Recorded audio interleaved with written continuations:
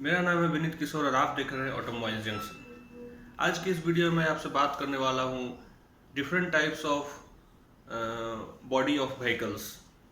किसी भी गाड़ी को देख करके आप कैसे पता लगा सकते हैं कि वो गाड़ी जो है उसका बॉडी टाइप क्या है। अब बॉडी टाइप क्या होता है ये भी मैं आपको बताता हूँ जी। हर गाड़ी का जो लुक है वो अलग होता है। जैसे किसी में डिक्की पीछे तक नहीं होता है, किसी में कम डिक्की होता है। अब कोई बड़ा गाड़ी होता है कोई जो, तो उसका सबका कुछ ना कुछ मतलब है। और आप कैसे देख करके पहचान सकते हैं कि कौन सी गाड़ी किस बॉडी टाइप का है।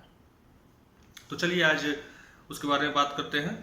और मैं बहुत ज़्यादा डिटेल में नहीं जाऊंगा। आम रोड पर आप जो नॉर्मल गाड़ियाँ देखते हैं उसके बारे में बात करेंगे, क्योंकि बॉडी टाइप्स बहुत तरह की होती है। तो आप ज़्यादा कंफ्यूज ना करते हुए मैं दो चार तरह का ही बॉडी टाइप्स बताऊंगा जो नॉर्मल हमारे इंडिया में रोड पे देखे जाते हैं। सबसे पहले मैं बात करूंगा हैचबैक के बारे में। अगर आप हैचबैक नाम सुनते हैं तो इसका मतलब आप समझ जाइए कि वो कोई छोटी गाड़ी के बारे में बात कर रहे हैं।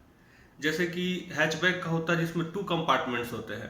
पहला कंपार्टमेंट जिसमें इंजन होता है, दूसरा कंपार्टमेंट जिसमें पैसेंजर लोग बैठते हैं, सिटिंग स्पेस जो होता है वो दो होता है। डिक्की के लिए कोई अलग से स्पेस नहीं होता है। हैचबैक में पीछे वाला जो सीट है उसके पीछे में ही एक छोटा सा स्पेस दिया रहता है जहाँ पर अपना लगेज रख सकते हैं। तो ये हैचबैक हो गया। हैचबैक के एग्जांपल के लिए मैं आपको बता सकता हूँ, जैसे वैगन आर है मारुति सुजुकी की, हुंडई की i10 है, i20 है। ये सब आपका हैचबैक में आता है, जिसका रेयर जो डोर है वो अपवर्ड डायरेक्शन में खुलता है, यानी ऊपर साइड में खुलता है, तो उसे हैचबैक बोलते हैं। तो दूसरा है हमारे लिस्ट में सीडान। सीडान गाड़ी जब हम बोलते हैं तो आप समझ जाइए कि कोई कार के बारे में बात हो रहा है। कार जो थोड़ा लंबा हो। अब सीडान में होता है 3 कंपार्टमेंट। पहला तो इंजन के लिए, दूसरा कंपार्टमेंट जो होता है सीटिंग कैपेसिटी, जिसमें सिटिंग एरिया, सिटिंग स्पेस जो है जिसमें लोग बैठेंगे, और तीसरा स्पेस उसमें अलग से दिया रहता है लगेज के लिए। उनका डिक्की अलग से एक रहता है, अलग से स्पेस रहता है, तो उसको हम सीडान बोलते हैं। उसमें आपके पास लगेज का स्पेस ज़्यादा हो जाता है, तो वो सीडान के कैटेगरी में आता है। उसके बाद है, हाँ, और मैं एग्जांपल मिस कर रहा हूँ आपका। सीडान में एग्जांपल में आप स्विफ्ट डिजायर ले सकते हैं, आजकल बहुत कॉमन है। स्विफ्ट डिजायर है, होंडा सिटी है, हुंडई का वर्ना है, ये सब सीडान रेंज में गाड़ियाँ आती हैं। अब हम बात करेंगे एसयूवी के बारे में।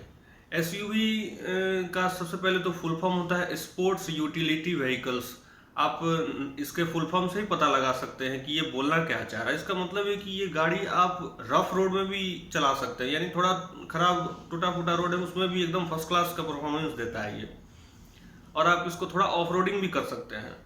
तो एसयूवी में आपका जैसे एग्जांपल के तौर पे हम फॉर्च्यूनर ले लें, आपका फोर्ड का इंडिएवर ले लें, महिंद्रा की स्कॉर्पियो ले लें। ये सब स्पोर्ट्स यूटिलिटी व्हीकल्स है। इसमें क्या होते हैं, जैसे कि रेयरली जो है, रेयरली तो नहीं कहूँगा, मैं आम तौर पे कहूँगा कि एसयूवी जो है वो आपका तो एक तो 4x4 आता है, 4 व्हील ड्राइव। लेकिन ऐसे जो एसयूवी है वो रेयर व्हील ड्राइव ही आता है, यानी कि उनका जो पीछे का 2 चक्का है उसी से इंजन का पावर जो है कनेक्टेड रहता है। और उसका जो एसयूवी का जो है वो माइलेज थोड़ा कम होता है, पावर उनके में ज़्यादा होता है। और आपका जो एसयूवी है उनका जो ग्राउंड क्लियरेंस रहता है थोड़ा ज़्यादा होता है, यानी 180 mm से ज़्यादा रहता है उनका ग्राउंड क्लियरेंस। तो ये एसयूवी के बारे में था। अब एमयूवी एमयूवी या फिर एमपीवी, ये दोनों एक ही है। मल्टीपर्पस व्हीकल्स या मल्टी यूटिलिटी व्हीकल दोनों एक ही हैं। सबसे पहले तो मैं आपको इसका एग्जांपल दे देता हूँ। एमयूवी एमपीवीज में आते हैं आपके इनोवा, टोयोटा का इनोवा आता है, क्रिस्टा आता है। उसके बाद आपका मारुति सुजुकी का आर्टिगा आ गया। उसके बाद आपका किया का कार्निवल्स है। ये सब आपका एमयूवी या एमपीवीज में आते हैं। इसमें क्या है, आपका सीटिंग कैपेसिटी ज़्यादा होता है, और लास्ट रो में बैठने वाले जो पैसेंजर है उनके पास भी फुल कैपेसिटी और फुल्ली रिलैक्स्ड मोड में वो बैठ सकते हैं। तो ये होता है एमपीवीज। और एमपीवीज रेयर व्हील ड्राइव नहीं होते हैं, एमपीवीज फ्रंट व्हील ड्राइव ही होते हैं। वो 4x4 नहीं होते हैं, उनका ग्राउंड क्लियरेंस बहुत ज़्यादा नहीं होता है, वो नॉर्मल रोड पे चलने के लिए होता है, वो ऑफ रोडिंग के लिए नहीं होता है।